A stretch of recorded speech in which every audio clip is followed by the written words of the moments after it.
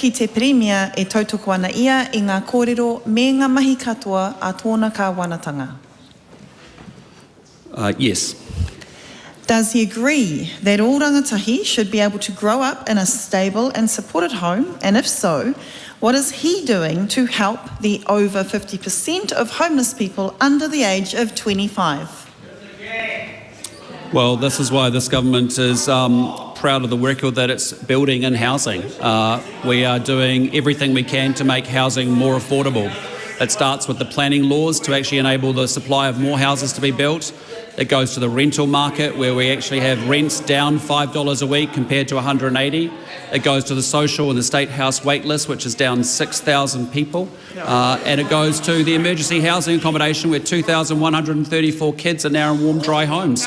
That's a good outcome. There's always more to do, but we've got a good housing team here working very hard. As that member would understand in her former role as the Minister for Homelessness, where people without shelter increased 37% despite $1 billion being spent on emergency housing. Homelessness is something that no Kiwi wants to see. It's an incredibly difficult and complex issue that needs to be resolved. People often have complex needs. That is why this government makes aside $550 million worth of support to organisations to support people with complex needs, and that's why MSD services are available, and it's also why the ministers are looking at what more they can do to make any tweaks to support people who are in that situation. The way that we have moved children out of motel accommodation into warm, dry houses after a Labor legacy of housing which was abysmal. But again, the Minister is talking to people in the sector and is working with them and is open for any tweaks that we can make to support people in homeless situations. There has been good work on reducing the state house wait lists. There has been good work on reducing the people in emergency housing, and the ministers are open for any further tweaks that they can make.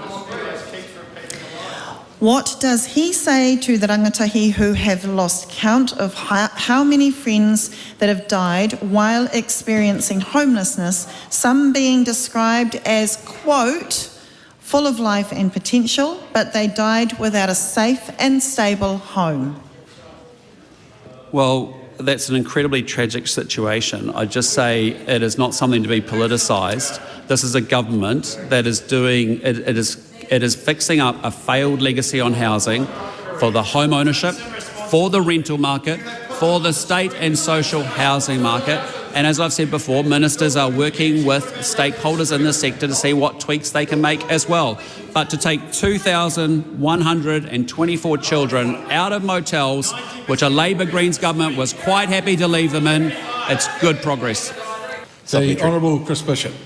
Can the Prime Minister confirm that 50% of people on the social housing register need a one-bedroom unit, but only around 12% of Kāinga stock is one bedroom? And the government has recently changed the funding settings to make sure that the government is commissioning and building more one-bedroom units to help those who need a house. Again, that is exactly the situation. It's a function of a previous government that didn't understand the people it's trying to help. That led to a fourfold increase. A point of order, the Honourable Kieran McAnulty. It seems almost every question time, sir, we have to go through the same thing. This was a question from their own side. The answer was given immediately. He then went on to provide his own opinion and commentary on what the previous government did. It shouldn't be allowed. If we want to maintain... I'm sorry, sit down, because I'm pretty much over this. The reality is, and I've said it to this House a number of times, a government can refer to situations that they have taken over and that they are dealing with. That is not unreasonable. And the question itself was totally in order. Point of order. Sir, I wasn't disputing the question. I realise that, and I've just told you the answer's in order. And well, in that case, may I respectfully ask that you reflect on that, maybe check the Hansard, because that was not a reflection of what the government has as a matter of fact inherited. It was the Prime Minister's opinion and a description of what the previous government did, the very thing you've told them not to do. And with all due respect, he started his answer with, yes, I can confirm, or words to that effect, but I will look at Hansard and I will come back to the member. Chloe Swarbrick.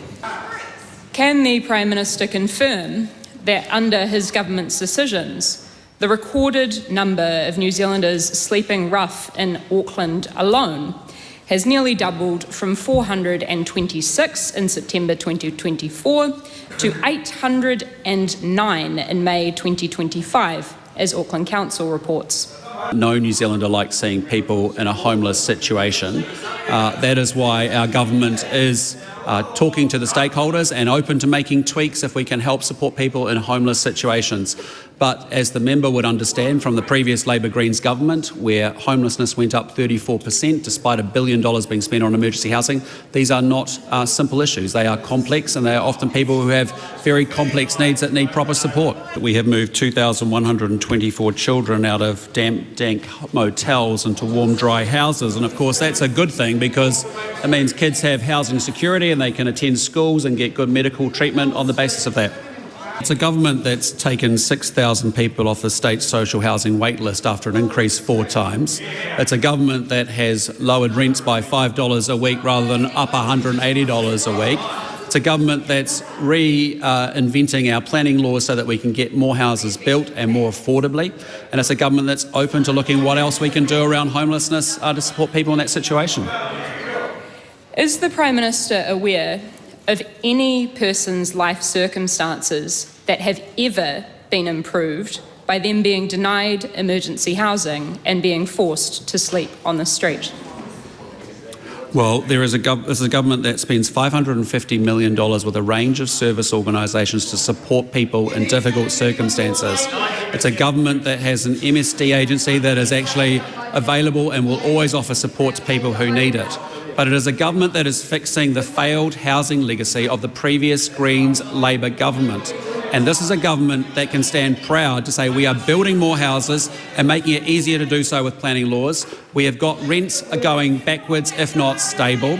We have got more people coming off the State House wait list, which is a good thing. And we have moved 2,124 children out of motel rooms through Priority 1 into warm, dry houses. And yes, we don't like seeing homelessness, no New Zealander does, and we're open for further setting changes if we need to. But I'd just say to the member, when you have 6,000 people that were on a wait list waiting for a state house and they're no longer on the wait list, that is a good thing. When you have rents having gone up $180 a week, now down $5 a week, that is good progress. And when you have 2,124 kids out of motel rooms into proper houses through KO or through community housing providers, that's a good thing. The Honourable Chris Bishop.